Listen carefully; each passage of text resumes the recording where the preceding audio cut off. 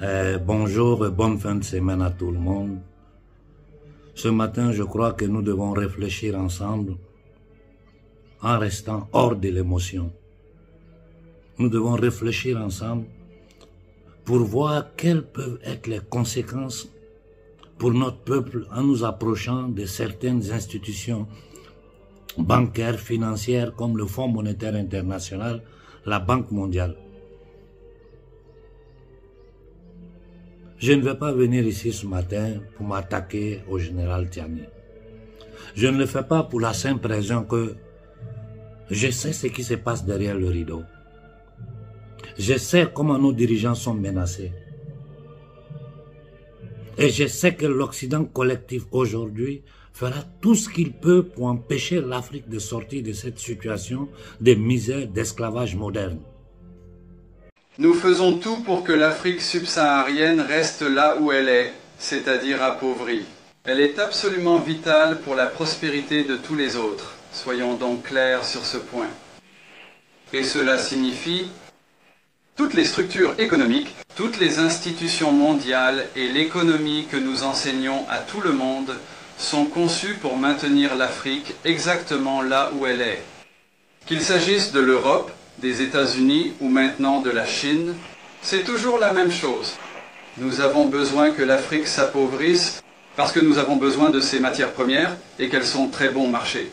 D'accord? Donc c'est le message. Ici il dit, si l'Afrique s'éveille et commence à faire quelque chose de différent, je vous assure que le niveau de vie de tous les habitants d'Europe, d'Amérique du Nord et d'Asie va baisser. Et en Asie va baisser.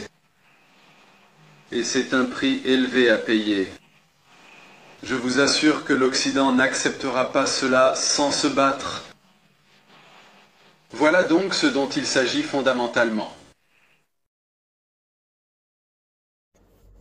Nous savons tous, et ce n'est pas moi qui le dis, c'est une réalité que tout le monde sait, et que les entités démoniaques qui gouvernent l'Europe ne peuvent jamais laisser l'Afrique sortir de cette torpeur, de cet esclavage moderne, séculaire d'ailleurs. Ils ne peuvent pas le faire parce que toute leur existence dépend du pillage de l'Afrique, de la soumission du peuple africain. Sans l'Afrique, ils ne sont rien. Ils le savent, ils ne le cachent pas. Sinon, pour quelles raisons ils sont présents sur notre territoire en ce moment? Pour quelles raisons ils essaient d'installer des bases militaires partout en Afrique? Pour quelles raisons ils sont en train de s'aimer la mort au Soudan, au Congo, au Mali, au Burkina, au Niger? Pour quelles raisons? Réfléchissons nous-mêmes. Si ce n'est pas pour prendre contrôle de nos matières premières, si ce n'est pas pour nous piller, pour quelles raisons ils nous imposent le franc CFA? Un franc dont personne ne veut parler. Réfléchissons ensemble. L'esclave qui n'est pas capable d'assumer sa révolte ne mérite pas que l'on s'apitoie sur son sort. Cet esclave répondra seul de son malheur s'il se fait des illusions sur la condescendance suspecte d'un maître qui prétend l'affranchir. Seule la lutte libère. Il y a deux façons de soumettre un peuple. Par la violence ou par la dette. Nous sommes en train de subir les deux façons. La violence avec les groupes armés, les groupes djihadistes, tout ça piloté par la CIA, créé par la CIA, les services secrets occidentaux. Parce qu'en réalité, l'Amérique est gouvernée par la CIA, par certains pouvoirs, je ne vais pas rentrer dans ce détail-là aujourd'hui. Nous subissons la violence physique barbare par tous les phénomènes de guerre qui sont éparpillés sur le continent africain. Nous subissons la violence économique et financière.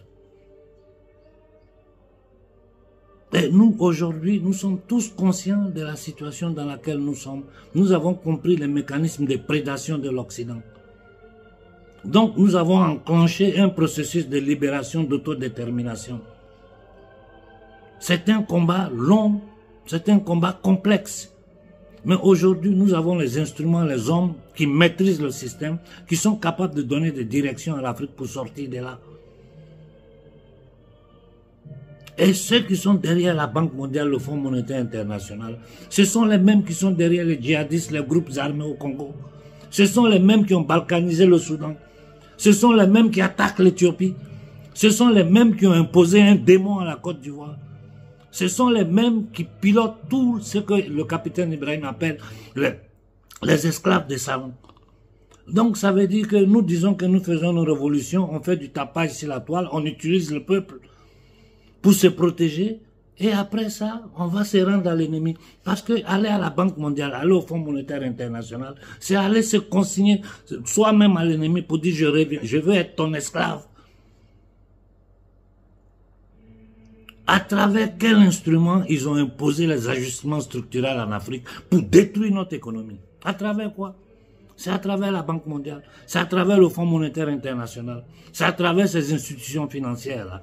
Donc, pendant que nous disons que nous luttons pour notre autodétermination, des mains de ceux qui ont confisqué notre liberté, notre dignité, nous repartons vers eux pour dire non, c'est compliqué, il n'y a pas de solution, on va aller prendre ces crédits-là.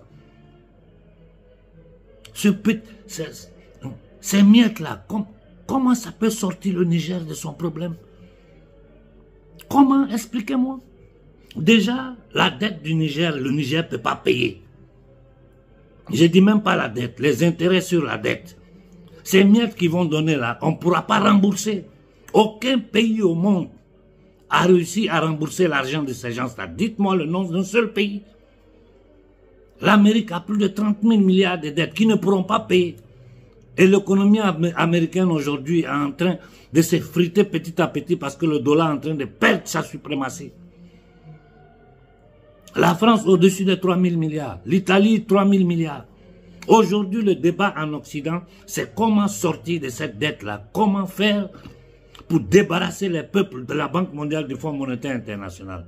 Parce que les difficultés que nous vivons ici en Occident, toutes les impositions de l'Union européenne, de ces institutions financières-là, c'est ça qui est en train de désintégrer l'économie européenne. C'est ça qui fait qu'en France, on taille sur la santé, sur l'école, sur tout ce qui est social. Ce sont ces mêmes institutions qui sont derrière. Donc nous, comment nous pouvons dire que nous voulons nous libérer de l'exploitation, du pillage, et on va se consigner encore à ces gens-là. Et ils utilisent cet instrument-là pour imposer leur vouloir à nos peuples. Il y a une chose que toute l'Afrique doit comprendre. Aujourd'hui, le Fonds monétaire international, la Banque mondiale, l'Organisation mondiale de la santé, les Nations unies sont les pilotes automatiques du programme du World Economic Forum. Et la Banque mondiale, le Fonds monétaire international, propriété, contrôlée par les marchands de la monnaie, de la dette et de la mort, pour n'importe quel accord qu'ils doivent signer avec n'importe quel pays au monde, ils imposent le paradigme du World Economic Forum, c'est-à-dire ces dépravés mentaux qui veulent installer sur l'humanité un paradigme transhumain, anti-humain. Et les points saillants sont, il faut inoculer ton peuple. Donc ne soyez pas surpris si demain, au Niger, vous attendez qu'ils sont en train de dire pour le palu, pour ceci, pour cela, pour essayer de stériliser, tuer les Nigériens. Il faut imposer l'inoculation par force. C'est pas moi qui dis, les documents sont là, tout le monde sait. 2, il faut imposer le LGBTQ, toutes ces dépravations-là. 3, il faut suivre les instructions de ces banques-là. Et les instructions de ces banques-là, ça veut dire quoi?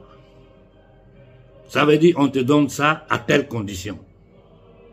Tu dois faire ça sur le plan économique. Tu dois tailler ici. Tu dois faire ceci. Mais comment nous allons nous en sortir? Il y a des pays au monde qui résistent.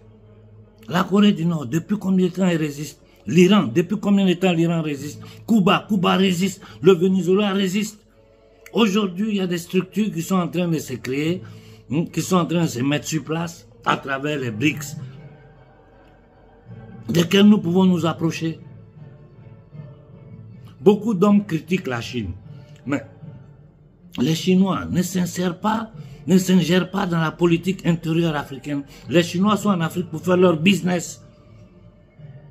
Comme nous, Africains, nous sommes, nous, panafricains, nous ne nous ingérons pas dans les problèmes de la Chine. Si le peuple chinois est content et heureux d'avoir un tel système, ça c'est un problème du peuple chinois. C'est un peuple libre, indépendant, qui décide s'ils doivent combattre les dirigeants pour la forme, la structure politique qu'il y a, ou si ça leur va bien. Ça, c'est pas nous, c'est pas notre problème à nous les Africains. Comme nous, Africains, nous combattons pour notre liberté, ce n'est pas le problème des Chinois. Les Chinois ne s'ingèrent pas dans nos affaires internes. Tu vois la réunion de la CEDEAO, il y a plus d'Occidentaux dans la salle que d'Africains. Et tu te rends compte qu'ils sont en train de prendre des ordres, exécuter des ordres. Il faut mettre tous les points sur les i pour voir le lien qu'il y a entre toutes ces actions-là. Terrorisme, guerre armée, la dette pour étouffer les peuples, pour nous empêcher d'avoir l'eau, le courant, l'électricité. Vous pensez que pourquoi nous n'avons pas tout ce qui nous manque en Afrique? C'est à cause de la dette. C'est à cause de la dette. Regardez comment la Côte d'Ivoire est endettée aujourd'hui. Tout enfant ivoirien qui naît, combien il doit à ses usuriers internationaux? Tout enfant français qui naît, combien il doit à ses usuriers internationaux?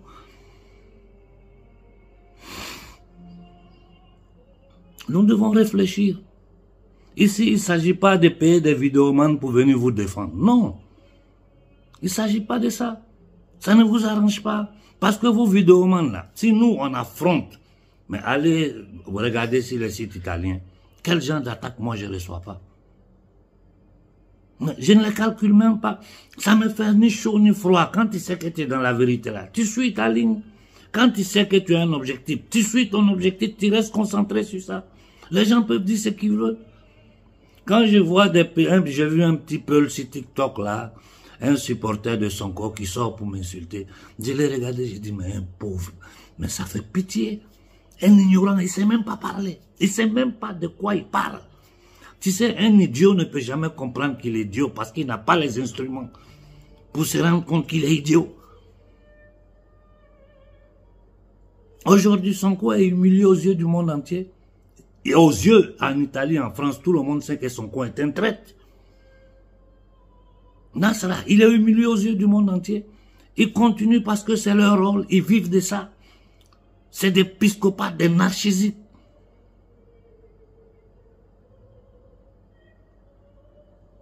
Donc moi, il y a quelques mois de cela, la confrérie a dû se lever contre la direction que le gouvernement Koïta est en train de prendre avec la Banque mondiale, le Fonds monétaire international. Eux-mêmes, ils sont revenus sur la décision en disant que les conditions imposées par ces institutions-là n'arrangent pas le Mali. Nous avons applaudi le marche arrière qu'ils ont fait. Parce que vous pensez que ce qu'ils donnent au Niger, là, les conditions seront meilleures que celles du Mali? Ou bien c'est dans un autre paradigme, ils sont devenus gentils, ils vont donner ça au Niger? Soyons sérieux. On ne peut pas dire qu'on est en train de combattre des gens qui déversent les armées au Bénin, en Côte d'Ivoire, un peu partout, pour combattre l'AES, pour nous empêcher d'être l'enclencheur de la libération de l'Afrique, et aller encore vers ces mêmes personnes-là pour dire ils vont nous aider, il n'y a pas de possibilité. C'est faux. Il y a la possibilité. C'est le courage politique de le faire. Nos populations sont prêtes à souffrir pour sortir de cette situation. Je vous ai dit dans ma dernière intervention, la marine marocaine vient de sauver encore des immigrés, dont une grande partie sont sénégalais.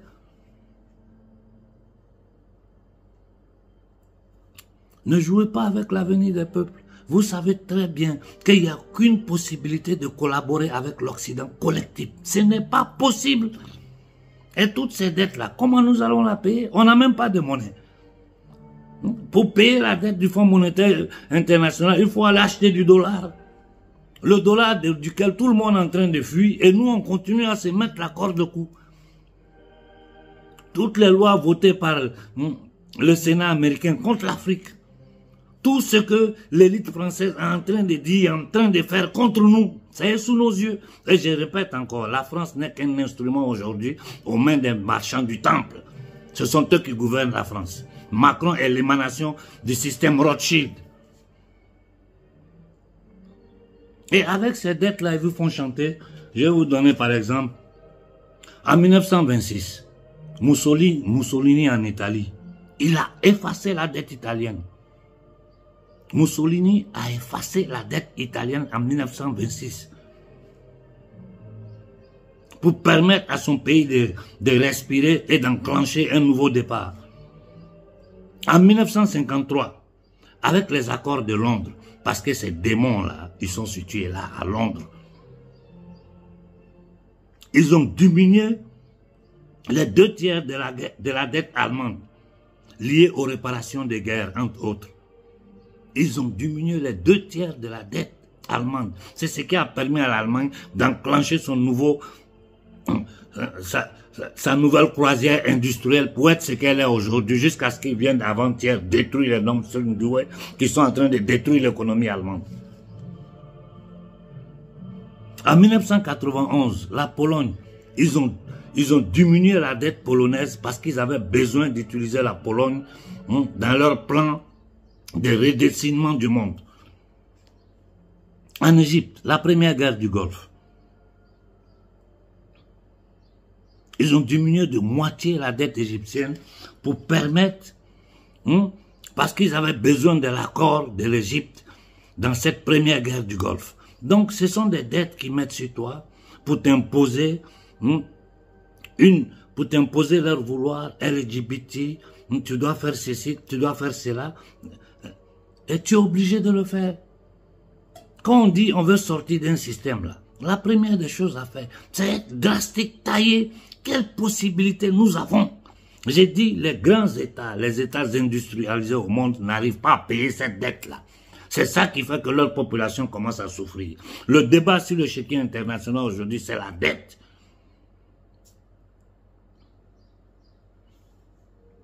Donc, Sankara a commencé le combat. Sankara a dit, si je dis que je ne paye pas moi seul, à la prochaine réunion, je ne serai pas là.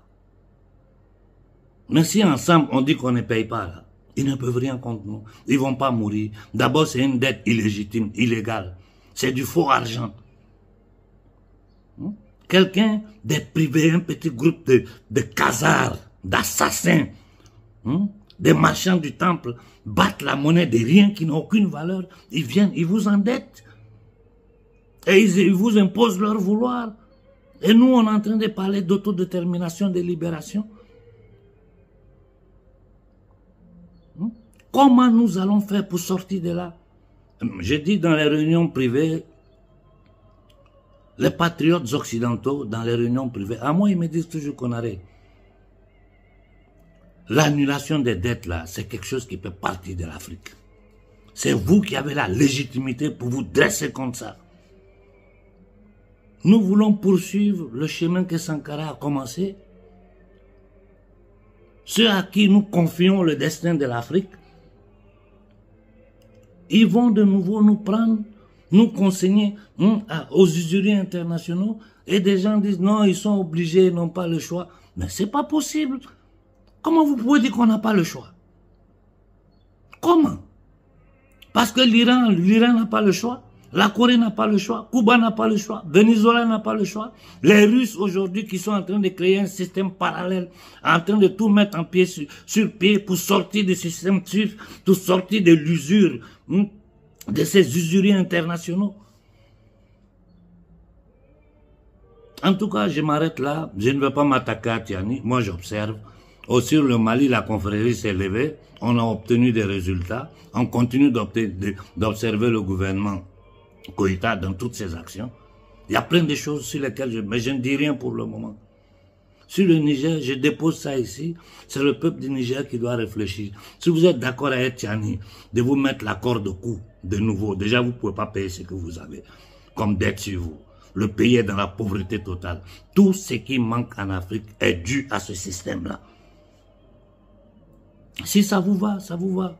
Comme j'ai dit aux Congolais, si ce qui est en train de se passer au Congo va aux Congolais, bien pour eux. Si les Ivoiriens sont contents de Ouattara, on est tous contents. Si les Sénégalais sont contents de Sonko et de Songolem, bien pour le Sénégal. Nous, à partir de maintenant, nous nous limitons à vous lire le monde dans sa réalité. Et c'est vous, peuple d'Afrique, qui devez décider si ce que vos gouvernements, le chemin qu'ils ont pris est le chemin juste, ou si ce n'est pas le chemin juste. La vérité, là, on ne peut pas la cacher. On dit quelqu'un, tu peux laisser ton caractère quelque part pour aller te donner une autre image. Mais après 3 jours, si tu ne reviens pas, ton caractère va venir te trouver. Ils nous attaquent militairement. Ils veulent nous inoculer. Ils nous empoisonnent. Ils déversent les déchets radioactifs sur notre territoire. Mais ils ont pillé toutes nos richesses. Ils détruisent notre écosystème. Et ce même système-là, ceux qui sont derrière la Banque mondiale, le Fonds monétaire international, ce sont les mêmes qui sont en train de faire ça sur notre territoire. Ce sont les mêmes, les descendants de ces mêmes-là qui nous ont mis en esclavage, les descendants de ces mêmes, de cette élite-là qui nous ont mis dans la colonisation, les travaux forcés. Depuis la fin de la Seconde Guerre mondiale, ils tiennent l'Afrique comme ça. Et quand un peuple, une jeunesse africaine émancipée, consciente, s'élève pour dire ça suffit, les dirigeants, c'est qui nous comptons, au moment où on dit, ah, ça commence à aller, il y a quelque chose d'autre qui sort en bas. Je veux seulement que tout le Niger, toute l'Afrique comprenne que ces dettes-là doivent être annulées. Et nous devons initier une campagne intensive sur ça. On ne doit pas payer ces dettes. Il faut terminer le travail que Sankara a commencé. Voilà pourquoi j'ai interpellé le digne fils Ibrahim. Qu'est-ce que nous attendons pour sortir du franc CFA? Arrêtez de vous moquer des Africains. Trop, c'est trop. Ayez un peu pitié de votre peuple. À peine on arrive au pouvoir, on perd la tête. Il y a des gens, non, il ne faut pas les insulter. Mais on est gentil quand on les insulte. Ceux qui font ça, on doit les pendre. Ceux qui font, qui posent ces actions-là, c'est-à-dire aller consigner l'Afrique encore à ces jurys internationaux, et refuser de sortir du système criminel qui nous est imposé, c'est des gens qu'on doit pendre. Si on les insulte seulement, on est gentil. Regardez des gens comme Tshisekedi, des gens comme Touadéra. Regardez-les, leur comportement. Vous avez vu que je ne parle plus de Touadéra. Quand ça a commencé en Centrafrique, on était en première ligne. Quand j'ai vu certaines choses, je dis, bon, laisse tomber, qu'il se débrouille. Au Congo, qu'est-ce qu'on n'a pas fait? Aujourd'hui, j'ai fait 2 pas en arrière. J'observe le Congolais. Au Mali, nous sommes sortis. Heureusement, la société civile malienne a bougé. Le gouvernement lui-même a fait 2 pas en arrière. Les conditions que nous ont posées ne sont pas acceptables. Donc, on ne veut pas cet argent. C'est les mêmes conditions qui seront imposées au Niger. LGBT, inoculation, ceci et cela. Bon, voilà. Plus que ce que nous faisons, nous ne pouvons pas faire. Donc, à vous, du Niger, de décider. Nous avons soutenu Tiani. J'ai été le premier à sortir après le coup d'État, à galvaniser la jeunesse, à dire allez les soutenir. Dans quoi nous sommes? Vous ne pouvez pas mentir. Vous ne pouvez pas mentir parce que tout le monde sait la vérité. Nous savons que vous êtes menacés. Nous savons tout ce que vous subissez. Mais ayez le courage quand un peuple est prêt à souffrir. Quand un peuple est prêt à souffrir pour sortir de sa situation-là. Vous qui êtes à la tête du pays, serrez la ceinture, prenez les décisions claires, drastiques, difficiles, qui peuvent vous coûter la vie. Mais aujourd'hui, ils savent qu'ils ne peuvent pas vous tuer comme ça. Ils tournent autour de l'AES. Ils savent très bien qu'ils ne peuvent pas attaquer l'AES. Sinon, toutes leurs ambassades seront fermées. Je vais m'arrêter là parce que, bon, moi je suis dépassé, non, sincèrement je suis dépassé. J'ai vu les commentaires de certains panélistes sur For You Media hier nuit. Bon, toi-même tu vois qu'ils ont évité d'attaquer directement Tiani. Ils ne voulaient pas le faire. Mais quand tu écoutes entre les lignes ce qu'ils ont dit, ils étaient tranquillement en train de dire, mais c'est pas possible. On ne peut pas les rembourser. Ces dettes-là sont structurées de telle sorte qu'on ne peut pas les rembourser. On ne fait que refinancer la dette et payer les intérêts sur les financements. Mais comment nous allons nous développer? Comment? Et en Afrique, aucun leader, aucun intellectuel ne se penche sur ce problème de la dette africaine. Mais de quoi nous parlons exactement? Quand nous savons que c'est l'instrument principal qui tient tout le monde entier. Et dans notre cas spécifique, dans la misère. Voilà pourquoi on n'a pas eau, on n'a pas courant, on n'a rien. Et on continue d'aller là-bas en disant qu'on n'a pas d'autre alternative. Mais s'il n'y avait pas d'autre alternative, pourquoi vous avez fait coup d'État? Pourquoi?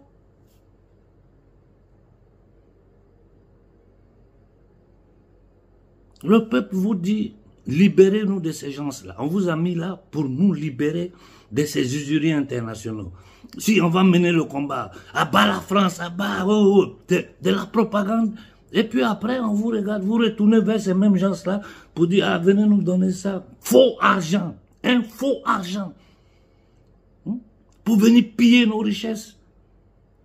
Non. Vraiment, le combat là, moi je ne sais pas, je ne sais pas. Je ne comprends pas les dirigeants africains, je ne les comprends pas. Je n'arrive pas à comprendre comment... Non, ça me dépasse, non. Ça me dépasse. Et aujourd'hui, c'est les vidéomans, ils payent, qui sont sur la toile en train d'insulter les gens. Ça ne peut pas vous sauver. Parce que la vérité, là, c'est sous les yeux. Les gens vivent ça sur leur peau.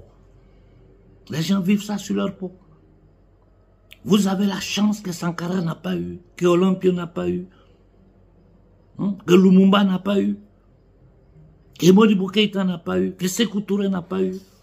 Une jeunesse de centaines de millions conscients, prêts à vous soutenir. Et l'Occident collectif qui est exposé aujourd'hui, tous leurs crimes dans le monde sont exposés. Et vous pliez, vous vous abaissez encore devant eux, en demandant que nous vous soutenons, nous restons silencieux pour vous permettre de maintenir votre pouvoir, pour vous permettre de vivre dans des privilèges et mentir au peuple.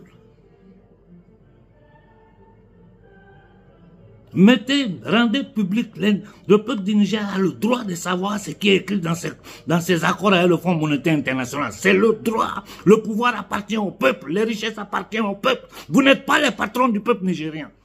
Donc, rendez public vos accords avec le Fonds monétaire international. Les Nigériens vont dire on est d'accord ou on n'est pas d'accord. Vous ne pouvez pas le faire parce que vous savez ce qui sont écrits dans ces cartes-là. Et comme je répète avant de finir, le Fonds monétaire international, la Banque mondiale, sont les instruments que le World Economic Forum, du dépravé Klaus Schwab, des forces anti-humaines veulent imposer à l'humanité. L'inoculation des masses pour tuer, stériliser, empoisonner. D'ailleurs, notre territoire est plein de biolaboratoires, les gens le savent. Mais tout le monde s'est tait là-dessus. Ils sont dans la propagande à droite, à gauche. Notre territoire, l'Afrique, est plein de biolaboratoires. Moi, j'ai la carte de tous ces biolaboratoires sur le sol africain. Ceux qui sont connus au monde. Nous imposer des... au Sénégal, Sonko arrivé net, il allait inviter le PD Mélenchon pour venir dire aux Sénégalais non LGBTQ. C'est quoi ça? Vous, dirigeants africains, ayez un peu de dignité. Soyez prêts à donner la vie pour votre peuple. On ne peut plus continuer dans ça. Sinon, ça sera notre fin. Aujourd'hui, là, nous sommes encore plus en danger que jamais dans notre vie. Jamais dans l'existence de l'Afrique. Parce que le monde est en train de bouger, un monde multipolaire en train de se créer. Vers où nous allons partir? Vers la Russie, vers des États qui nous ont jamais créé des problèmes, qui n'ont pas participé à la balkanisation, à la destruction de l'Afrique, qui nous ont tout. Même la Chine, les gens ne le savent pas. Mais pendant les années, à la fin de la Seconde Guerre mondiale, tous les mouvements, je répète, tous les mouvements d'autodétermination africaine ont été aidés par la Chine. C'est des choses que l'histoire ne dit pas aujourd'hui parce que c'est des choses dont on ne veut pas parler. Mon général, je ne suis pas là ce matin pour t'insulter ou dire quoi que ce soit. J'ai dit il faut sortir de cette histoire. Sinon tu vas avoir honte. Tu vas avoir honte. Et vous ne pourrez pas faire de propagande avec ces fake leaders qui sont autour de vous, qui essaient d'attaquer n'importe qui, essaie de dire la vérité au peuple, essaie de faire votre propagande, utiliser le peuple pour vous maintenir au pouvoir, faire le jeu des 3-4. Ce n'est pas possible, parce que le peuple va sentir ça sur sa peau. Vous n'allez pas vous en sortir. Ne jouez pas avec le feu. J'ai dit à tous les dirigeants africains, lisez l'Afrique nouvelle dans sa réalité. Sinon vous allez sauter tous un à un. Regardez ce misérable de Daniba. Il s'arrête de l'autre côté et il attaque Ibrahim Traoré. Moi je le regarde du cas, j'ai dit, vous vous rappelez quand Béhanzin et moi on s'était levé contre Daniba. Il y a des panafricains, des leaders fake panafricains qui le soutenaient, qui sont allés tirer photo avec lui. Des minables qui ne cherchent qu'à vous manipuler, d'autres Ousmane Sonko que nous allons voir dans le futur. D'ailleurs, quand vous voyez certaines positions qu'ils prennent, celui qui réfléchit, tu te rends compte que c'est des plaisantins qui vivent de ce combat. Daniba qui sort pour attaquer le Burkina. Ouattara qui rapatrie les Burkinabés, qui installe l'OTAN, tout ça chez nous, endetter la Côte d'Ivoire. Mais la seule façon de nous en sortir, c'est demander l'annulation, imposer l'annulation de ces dettes-là. Au contraire, c'est eux qui nous doivent mais ils nous doivent pour l'éternité, pour tout le mal qu'ils ont fait à l'homme africain. Mon général, je te dis tranquillement, rectifie le tir, sinon tu vas avoir honte. Tu vas avoir honte. Et ça va suivre ta descendance, ta famille. Ton nom finira comme celui de Blaise Compaoré. Vous allez, tous ceux qui vont tenter de jouer avec le destin de l'Afrique, vous allez finir comme Blaise Compaoré. Et l'Occident collectif ne contrôlera plus l'homme noir. C'est fini ça. C'est terminé ça là. Quiconque n'a pas compris ça, ça veut dire qu'il n'est pas en train de lire le monde dans sa réalité. Donc mon général, je t'en supplie, fais une profonde réflexion. Parce que la route que tu as prise là, ça sera ta fin. La route que tu as prise là, ça va aggraver la situation du Niger. Le FMI n'a jamais aidé un peuple, un pays. Le FMI n'a jamais envoyé développement quelque part. Le FMI a un rôle, c'est maintenir les peuples sous perfusion économique pour pouvoir les contrôler. Je m'arrête là ce matin. Bonne journée à tout le monde.